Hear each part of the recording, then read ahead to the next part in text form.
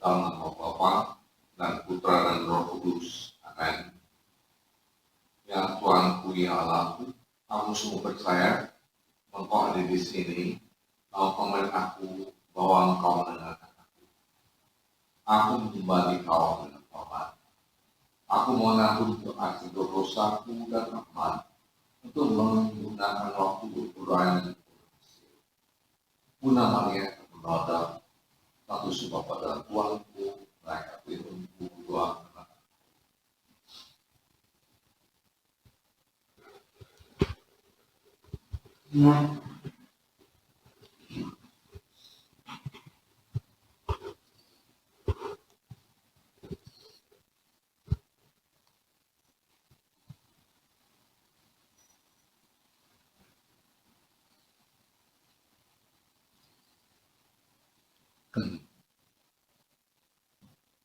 Kemarin kita sama-sama telah merayakan hari kebangkitan Tuhan kita Yesus Kristus.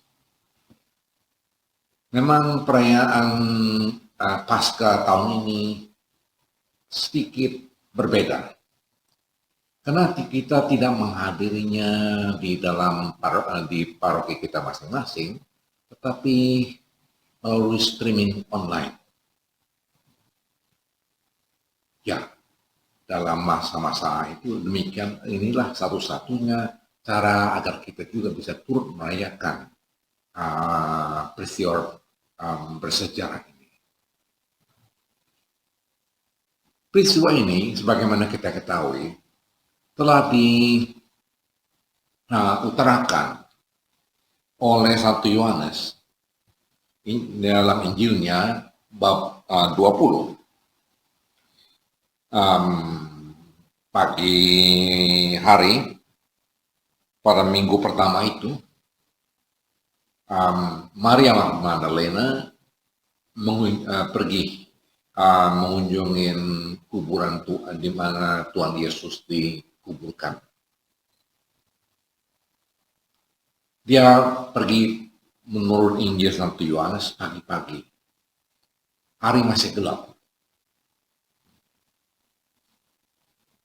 Lalu sebagaimana kita ingat, dia menemukan bahwa kuburan Tuhan Yesus batunya sudah terbuka.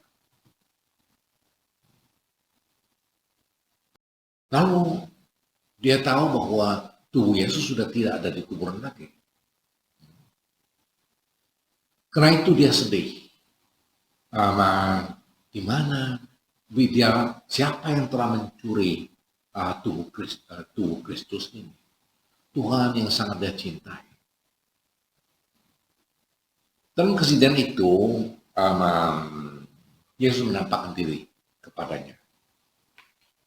Sebagaimana kita ingat, kejadian itu diceritakan secara jelas sekali oleh Santo Yohanes. Ketika setelah memberitakan kepada para rasul apa yang terjadi, bahwa tubuh Yesus tidak ada di kuburan, dia kembali ke kuburan bersama Santo Petrus dan Yohanes. Santo Petrus dan Yohanes ketika melihat kain pembungkus mayat Tuhan Yesus di dalam kuburan itu, mereka percaya bahwa Yesus telah bangkit. Maria Magdalena tinggal di kuburan itu. Pada saat itulah Yesus memanggilnya, menampakkan dirinya. Setelah Maria mengenal, melihat bahwa sungguh ini Yesus, Tuhan Yesus yang bangkit. Kita baca dalam Injil, Maria Magdalena pergi dan berkata kepada murid-muridnya, "Aku telah melihat Tuhan." Memang kegembiraan Paskah yang sungguh terjadi 2000 tahun yang lalu. Jadi karena itu kita katakan ini kejadian yang bersejarah. Kejadian ini tidak bisa kita mengerti bila kita tidak memiliki iman. Karena tidak ada manusia yang bisa bangkit. Dan ini tidak pernah terjadi dalam sejarah manusia. Tidak di masa lalu, saya kira juga tidak di masa depan.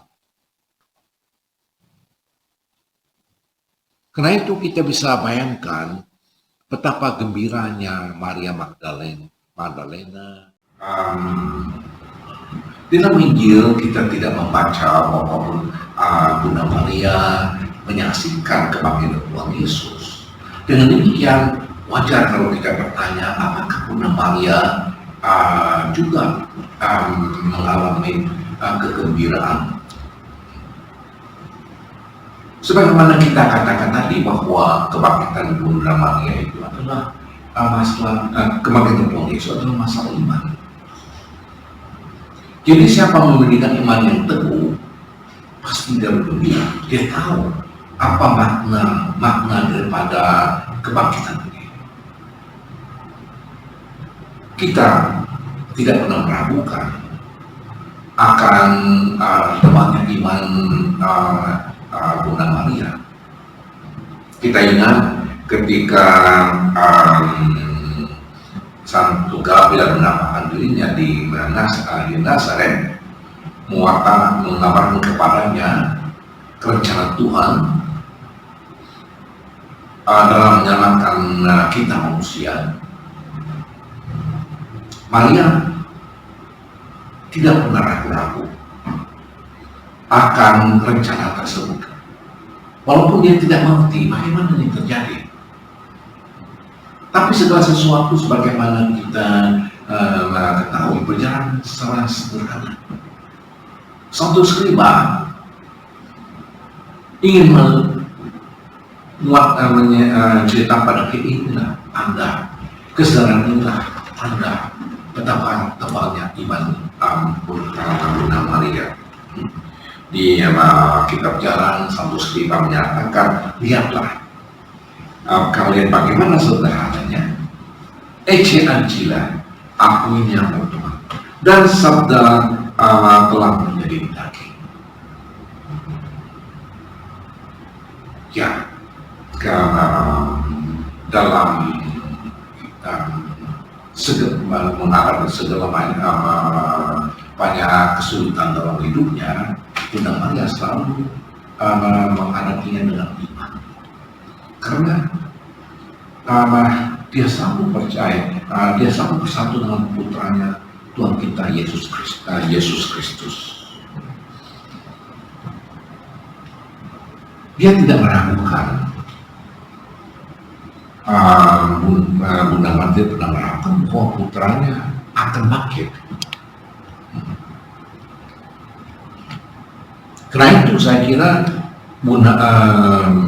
Yesus tidak perlu menampakkan dirinya kepada Bunda Maria, karena Bunda Maria selalu percaya bahwa putranya akan bangkit. Dia menampakkan diri kepada mereka yang imannya masih belum teguh. Penampakannya bertujuan untuk meneguhkan iman mereka. Misalnya iman para rasul atau iman Maria Magdalena. Bunda Maria tidak perlu memiliki bukti demikian. Sungguh kita harus berterima kasih kepada Tuhan atas karunia-Nya yang terbesar yang telah diberikannya kepada kita, Bunda Maria. Tuhan, kami bersyukur kepadamu atas karunia yang telah Engkau berikan kepada kami. Bunda kami, Santa Peron Maria, mendampingi kami dalam hidup kami di tengah-tengah dunia ini untuk mencintai. Dia selalu mendampingi kami. Ya, memang kita ingat di dalam Injil bahwa Bunda Maria adalah diberikan kepada Tuhan Yesus kepada kita. Injil, kitab iman, Jadi mereka yang tidak memiliki iman tidak bisa mengerti apa yang tertulis dalam kitab Injil. Kita ingat saat-saat terakhir hidup Tuhan Yesus, sebelum dia wafat di kayu salib, dia memberikan Bunda Maria, memohon kepada memberikan Bunda Maria kepada Santo Yohanes. Dan gereja menyatakan pada kita bahwa Santo Yohanes ini adalah mewakili kita semua manusia.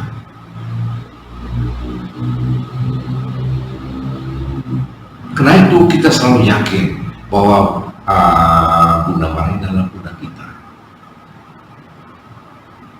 Kita sudah merenungkan seringkali alasan mengapa Bunda Maria diberikan kepada Santo Yohanes.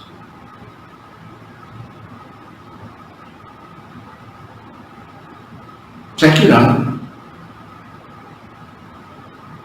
Yesus memberikan Bunda Maria kepada Santo Yohanes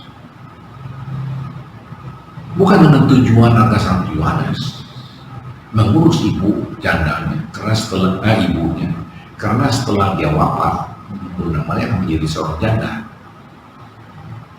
Kehidupan seorang janda sangat sulit pada saat itu. Tidak, karena Yesus pertama menyapa ibunya. Ibu, inilah anakmu. Jadi seolah-olah Bunda Maria dan Yesus di kayu salib menyatakan, Ibu, saya harus meninggalkan dunia ini. Sudah selesailah tugas saya menjalankan rencana Tuhan Bapa.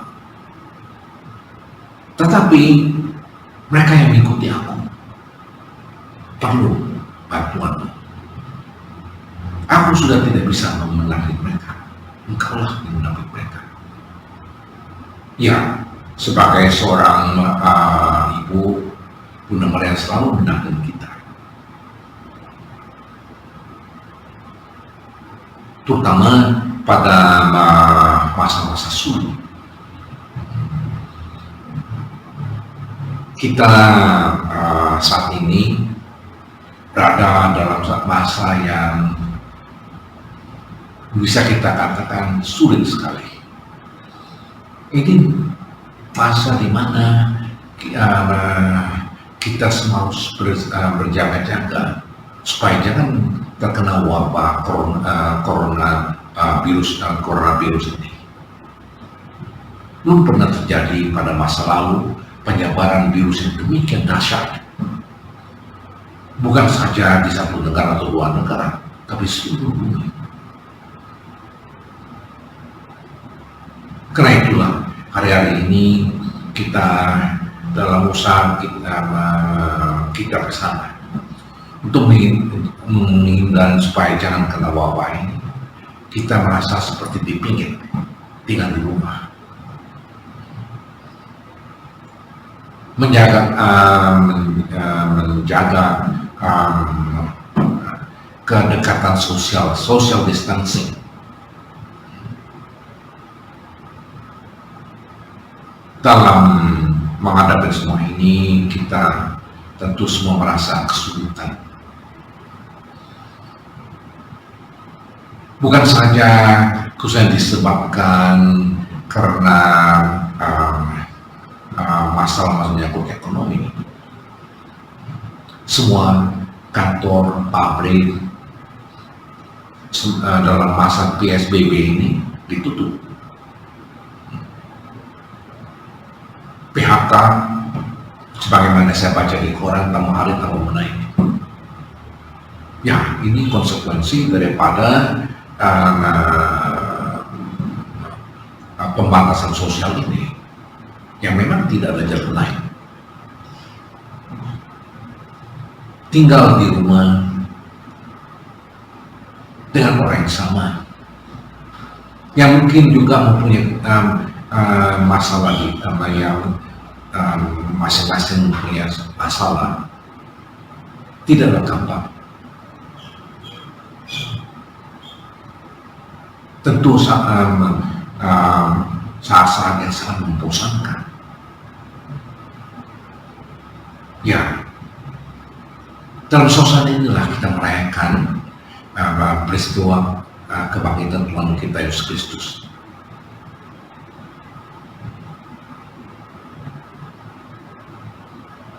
Namun kegembiraan Paskah adalah kegembiraan iman.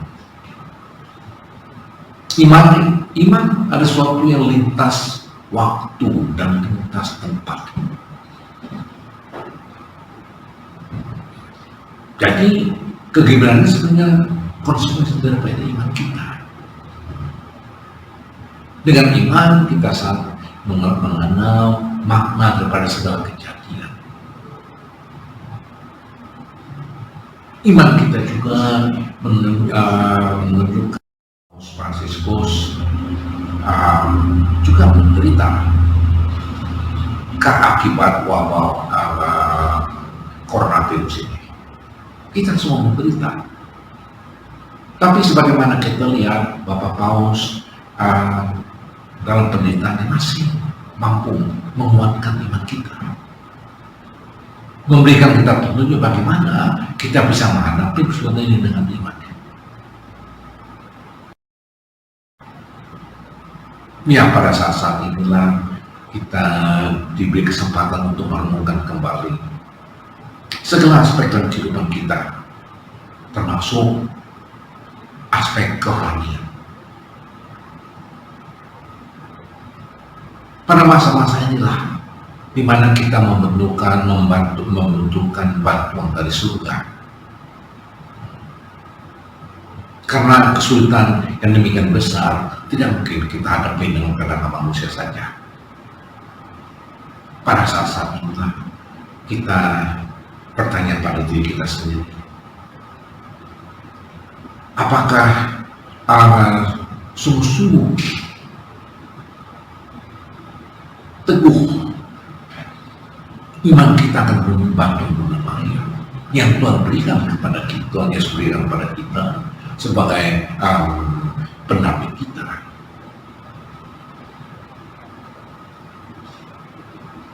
Mungkin kita berdoa rosario secara teratur, terutama hari ini.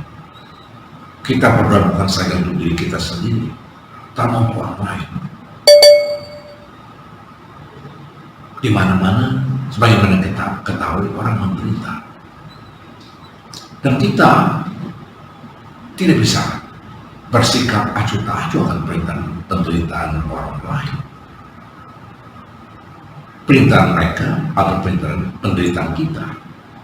Sebagaimana Yesus menderita, karena bila mana melihat kita menderita.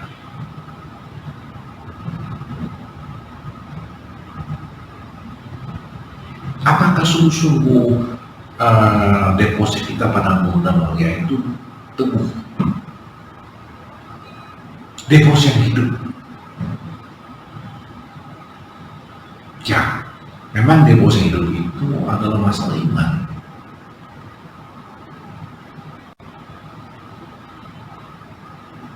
Saya ingat satu kali melihat seorang anak balita yang menangis menjerit-jerit. Saya nggak tahu, ternyata saya hanya lewat di situ, saya tidak tahu penyebabnya apa. Tidak jauh dari tempat si anak itu menangis, ada ibunya.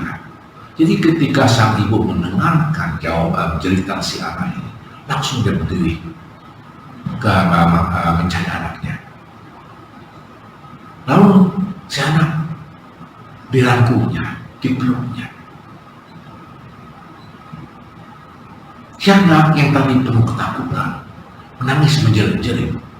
Ketika berada dalam pelukan ibunya, berhentilah segala tangisan, jeritan dan deritan demikian. Si balita merasa aman berada dekat dengan ibunya, karena dia yakin bahwa ibunya selalu menginginkan hal yang baik baginya, karena ibunya sungguh mencintainya.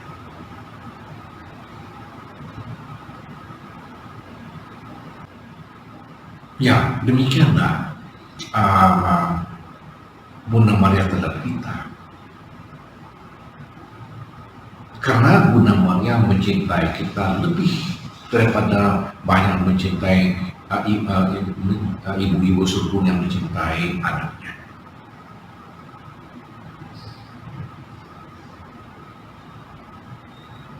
Dengan dalam kesulitan demikian, kita tidak bisa hanya memberikan kekuatan kita sendiri. Mari kita menuju pada Bunda Maria. Ada satu doa yang tidak terlalu populer di Indonesia, tapi ini salah satu doa yang terkenal, dan karena doa ini adalah salah satu doa yang tertua, berasal dari abad ketiga, yang merupakan bagian daripada himne Natal dari gereja Koptik. Teks aslinya dalam bahasa Yunani. Doanya indah sekali, karena dalam doa inilah kita umat Katolik pada abad ketiga dan mulai abad ketiga yang lalu menyampaikan iman mereka kepada Bantuan Bunda Maria. Doa ini namanya Subtuum Praesidium. Kita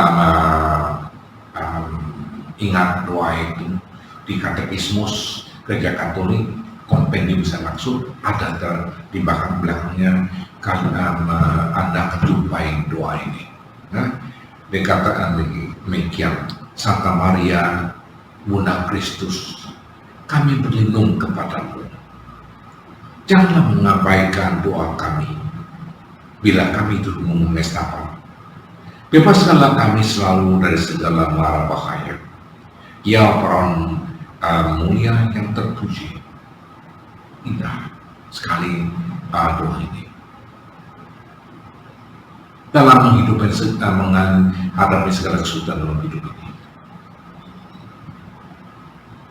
Inilah seharusnya sikap seorang yang beriman.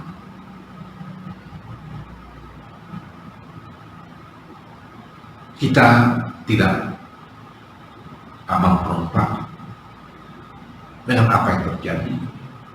Kita terima karena kita tahu Tuhan selalu menemani kita. Bunda Maria membantu kita.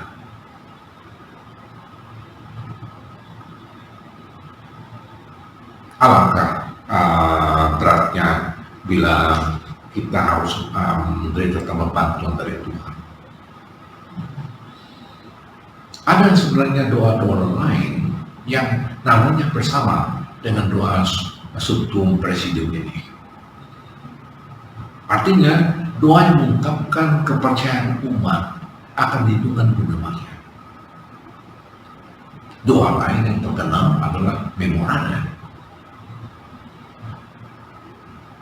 Ya, hari-hari ini ketika kita mengalami kesulitan karena dampak wabah pandemi ini, mari kita berdoa pada Bunda Maria, memohon bantuannya dengan penuh yakin.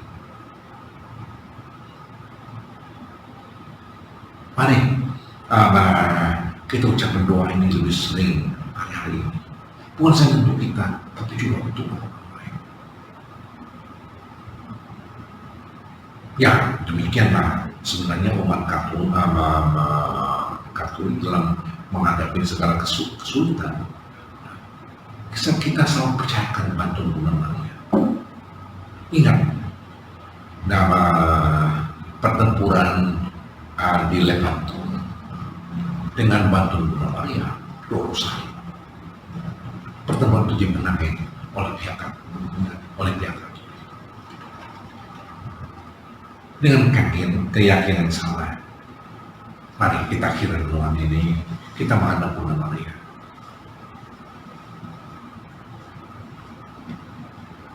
Kita berterima kasih kepada Tuhan karena perhatiannya yang besar. penderitaan kita juga merupakan penderitaannya. Bunda Maria, bantulah kami, kuatkanlah kami dalam menghadapi segala kesulitan yang terjadi hari-hari ini. Engkau tidak pernah meninggalkan anak-anakmu yang memerlukan bantuan.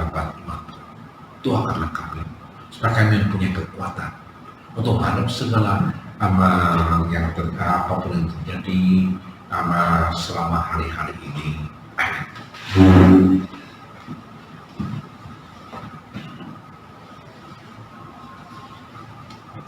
Aku bisa bersyukur kepadamu ya Allah, atas baik, kasih inspirasi yang telah kau curahkan melalui rumah ini. Aku mohon pertolongan untuk melaksanakannya.